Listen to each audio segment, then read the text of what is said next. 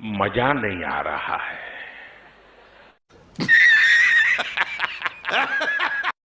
पहली बार वो कह रहे हैं कि भाई मजा आया, और मैं ये जो मजा है हिंदुस्तान के हर व्यक्ति को देना चाहता हूं। तो रुको जरा, सबर करो। अभी मजा आएगा ना भिड़ो।